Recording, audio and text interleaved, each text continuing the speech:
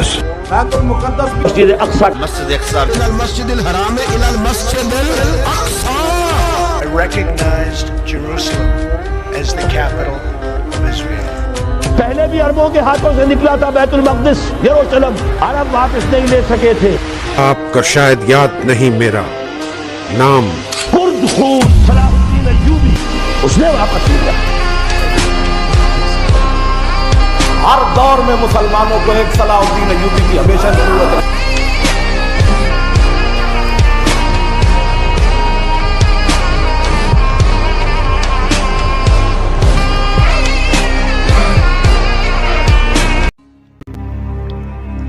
السلام علیکم۔ ایپیسوڈ 2، کتاب صلاح الدین ایوبی۔ دنیا اسلام صحرا کی اڑتی ہوئی ریت کی طرح بے قرار تھی۔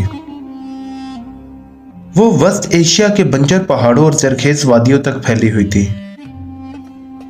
اس کی بیشتر آبادی کھانا بدوشوں پر مشتمل تھی، جو پانی اور گھاس کی تلاش میں ادھر ادھر پھرتے رہتے۔ ان کی زندگی بڑی سادہ تھی۔ وہ اونٹ کی کھال کا لباس پہنتے، جنہیں ان کی محنتی عورتیں تیار کرتی تھی۔ دن بھر بچے سیاہ بکریوں کے ریوڑوں کی رکھوالی کرتے۔ عورتیں گھر کے کام کاج میں لگی رہتی اور آگ جلانے کے لیے اونٹ کی مینگنوں کی اپلے تھاپتی۔ مرد کھیتی باڑی کرتے اور لکڑی کے ہل سے زمین کا سینہ چیرتے۔ یہ ہل رسوں کے ذریعے اونٹوں کی شانوں سے کسا ہوتا تھا اور سہاگا چلانے کا کام کھچروں سے لیا جاتا تھا۔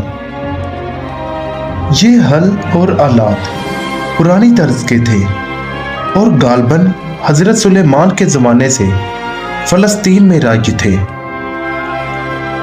وہ اللہ کے بھروسے انہی آلات سے کھیتی باڑی کرتے اور اگر بارش پر وقت ہو جاتی تو انہیں کسی چیز کی پرواہ نہ رہتی۔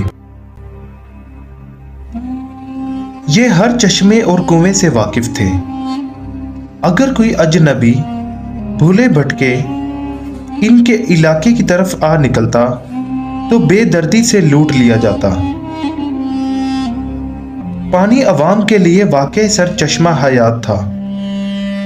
اگر بارش نہ ہوتی تو گھاس مرجھا جاتی اور گرمی سبزے کو جھلس کر رکھ دیتی۔ اس زمانے میں تالاب سوکھ جاتے اور پانی زہر آلود ہو جاتا۔ بھیڑوں اور بکریوں کے ریوڑ کم ہو جاتے۔ خشک سالی اور بیماریوں کا چولی دامن کا ساتھ تھا۔ لیکن اس کے برعکس بہتے پانی کے فراوانی سے جنت کا نقشہ کھینچ جاتا۔ کہیں تو دامنے ریگ راز پر کھجوروں کے جھنڈ اور سبزے کی روح افری بہار ہوتی اور کہیں سیراب شدہ باغوں کے مناظر۔ مسجدوں کی کشادہ سنگین حوضوں سے لوگ اپنی پیاس بھی بجھاتے اور گھریلو ضرورت کے لیے بھی پانی لے جاتے۔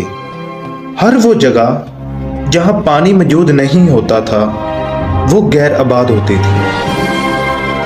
چنانچہ دجلہ، فرات اور نیل جیسے دریاؤں کے کناروں پر آبادیوں کے ہجوم تھے۔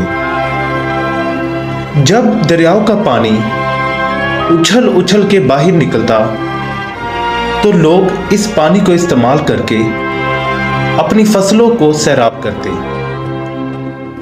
لیکن جب دریاؤں کا پانی ان کی دعاؤں کے باوجود کناروں سے نہ اچھلتا تو انہیں خشک سالی کا سامنا کرنا پڑتا۔ پچھلی 5 صدیوں کے دوران میں عرب تمام مسلمانوں میں سے زیادہ خوشحال تھے۔ انہیں بدوؤں، سیاہ فام سوڈانیوں، ہندوستانیوں اور تاجکستانیوں پر فوقیت حاصل تھی۔ ان کی سلطنت اندلس سے لے کر چین تک پھیلی ہوئی تھی۔ زیادہ تر تجارت ان کے ہاتھوں میں تھی۔ رومیوں کی طرح وہ بھی فاتحانہ غرور سے سرشار تھے۔ وہ یونان اور ایران کی قدیم تہذیبوں سے خوب فیض یاب ہوتے۔ اب وہ پیام مصطفیٰ کے علم بردار بے سر و سامان مجاہد نہیں رہے تھے۔ وہ مردان حق جن کی تلواروں نے خالد بن ولید اور معاویہ کی سرپرستی میں عظیم الشان سلطنتوں کے تختے الٹ دیے تھے، بالآخر رومیوں کی طرح مفتوحہ علاقوں میں آباد ہوئے اور پھر طوائفوں کی گندگی کا شکار ہو گئے۔ لیکن روم کے برعکس مکہ کی سادگی میں کوئی تغیر نہ آیا۔ مکہ کو دنیا اسلام میں اولیت کا شرف حاصل رہا۔ یہاں کعبہ اور حجرہ سود تھے، چشمہ زمزم تھا، یہ جگہ بیت اللہ تھی، مقام ابراہیم تھی اور طوائف گاہ مصطفیٰ تھی۔ یہ ساری چیزیں مسلمانوں کی منزل مراد تھیں، لیکن دنیاوی جاؤ جلال کی وجہ سے قرطبہ، اسکندریہ، دمشق اور بغداد جیسے شہر صحرا کی ویرانیوں کے باوجود عیاشیوں میں ڈوب چکے تھے۔ سچ میں عرب اہل ثروت ہی نہ تھے، اہل دل بھی تھے۔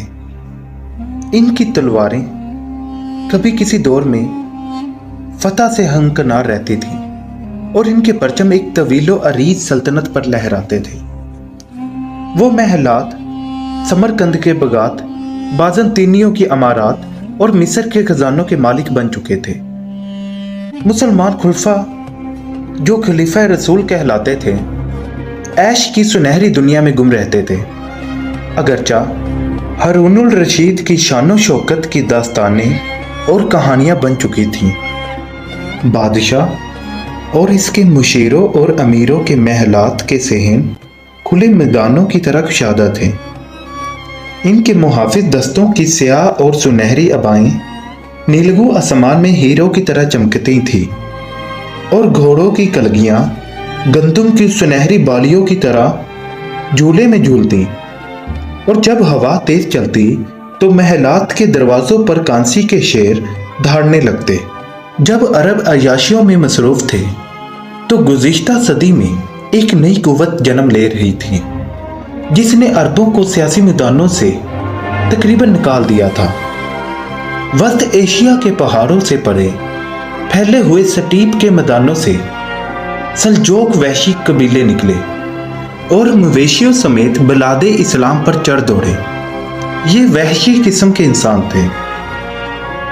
ان کے سروں پر بھیڑیوں کے سر نصب تھے اور آنکھوں میں بربریت کی خونخوار چمک تھی۔ وہ برف پوش وادیوں اور کھلے سرد میدانوں کے کھوگر تھے۔ ان کے جسموں میں پلا کی طاقت تھی۔ وہ تلوار کے دھنی تھے اور انتھک سوار۔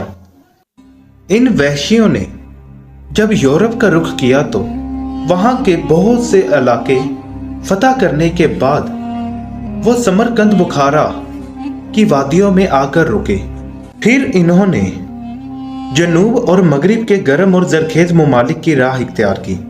یہ سلجوق کراکونیوں قبائل کا حصہ تھے اور یہ مشرق کی طرف سے اسلام پر قابض ہو گئے۔